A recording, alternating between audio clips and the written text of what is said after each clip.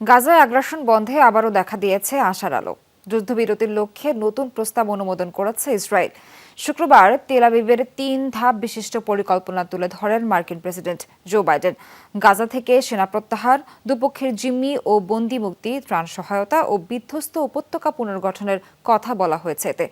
বাইডেনের দাবি, স্থায়ী যুদ্ধবিরতির রোড ম্যাপ এই প্রস্তাব, যা ইতিবাচকভাবে বিবেচনার কথা জানিয়েছে হামাসও।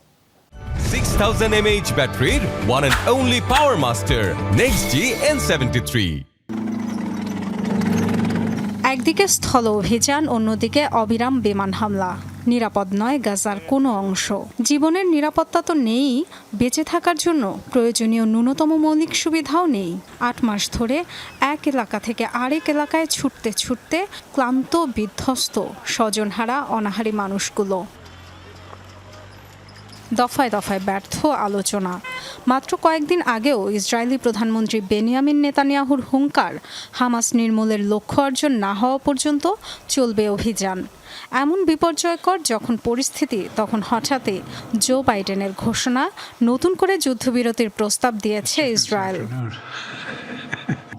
3 ধাপ বিশিষ্ট প্রস্তাবের প্রথম দফায় বলা হয়েছে 6 সপ্তাহের যুদ্ধবিরতির কথা। এ সময় গাজার জনবহুল এলাকাগুলো থেকে প্রত্যাহার করা হবে ইসরায়েলি সেনাদের। দিনে 600 ট্রাক ত্রাণ প্রবেশ করবে উপত্যকায়। হবে কিছু সংখ্যক বন্দি জিম্মি বিনিময়। দ্বিতীয় ধাপে মুক্তি পাবে আটককৃত সেনাসহ বাকি সব জিম্মি। সবশেষ ধাপে পরিবারের কাছে ফিরিয়ে দিতে হবে যুদ্ধে নিহত ইসরায়েলিদের মরদেহ। পাশাপাশি যুক্তরাষ্ট্র ও আন্তর্জাতিক সহায়তায় বিধ্বস্ত গাজার সংস্কারের কথাও বলা হয়। মার্কিন কূটনৈতিক তৎপরতায় কাতার ও মিশর সহ মধ্যপ্রাচ্যের নেতাদের সাথে আলোচনার ভিত্তিতে নতুন একটি সমন্বিত প্রস্তাব দিয়েছে ইসরায়েল। গাজায় স্থায়ী যুদ্ধবিরতি ও সব জিম্মি মুক্তির রোডম্যাপ রয়েছে এতে।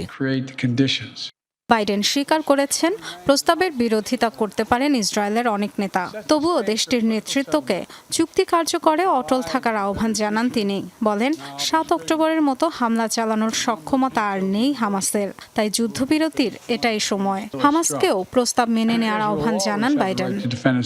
যে কোনো চাপের পরও ইসরায়েলি নেতৃত্বের প্রতি চুক্তির পক্ষে অবস্থান নেয়ার আহ্বান জানাই। এটাই রাজনৈতিক সুরাহার উপায়। হামাস বলে তারা যুদ্ধবিরতি চায়। এই প্রস্তাব সেই বক্তব্য প্রমাণ করার একটি সুযোগ।